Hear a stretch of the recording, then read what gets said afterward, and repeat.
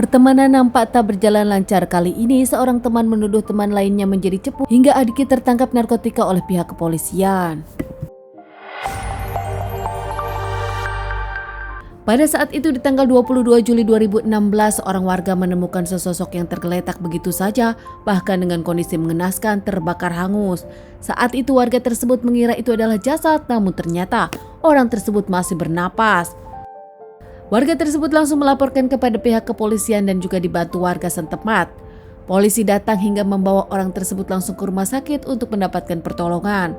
Namun nampaknya setelah nyampe rumah sakit, lelaki tersebut tak bisa tertolong menghembuskan napas terakhirnya di rumah sakit. Di rumah sakit pihak kepolisian dan dokter pun melakukan otopsinya. Dari hasil otopsi terlihat ada 4 tikaman dan luka bakar yang sangat parah hingga akhirnya jasad pun tak bisa terselamatkan dan meninggal.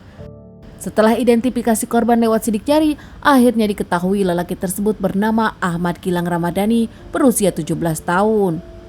Polisi dengan rumah sakit pun yakin kalau ini adalah tindak pembunuhan dan dilakukan bukan satu orang. Terbukti dari beberapa pihak kepolisian yakin pelakunya lebih dari 2 orang. Setelah mengetahui identitas korban, tak menunggu waktu lama lagi pihak kepolisian pun memberikan kabar kepada keluarga korban.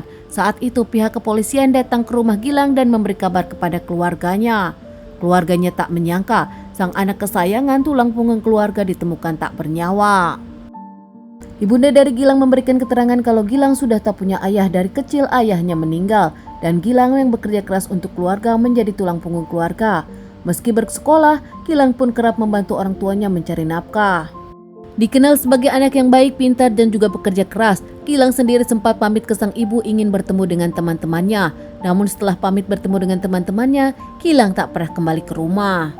Berhari-hari pihak kepolisian pun mencari bukti-bukti, bahkan rekan dari sekolah Gilang dan juga tetangga Gilang, bahkan dari handphone Gilang sekalipun pihak kepolisian akhirnya dengan kerja kerasnya berhasil mengamankan 3 pria, namun yang satunya masih buron.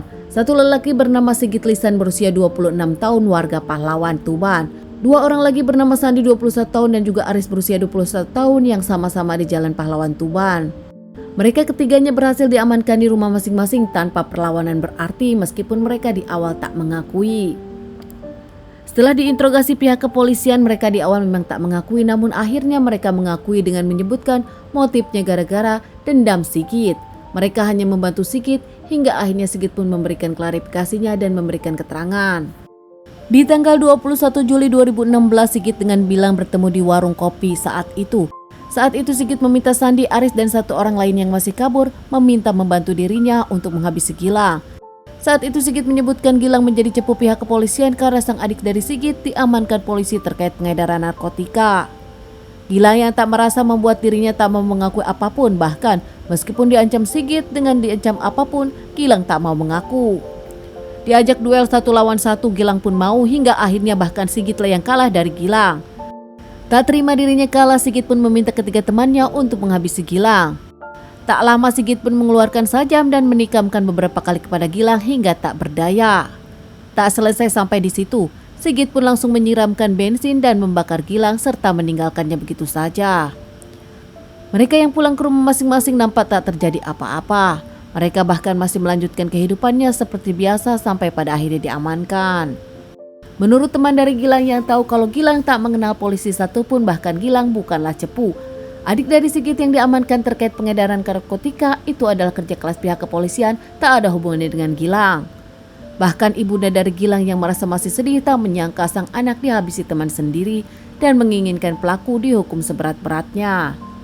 Ibunda dari Gilang pun tak percaya kalau Gilang seorang cepu. Bukan tanpa alasan, Gilang hanya kenal dengan teman-teman kelasnya saja. Gilang tak pernah keluar rumah, dirinya hanya membantu keluarga mencari uang demi adik-adiknya.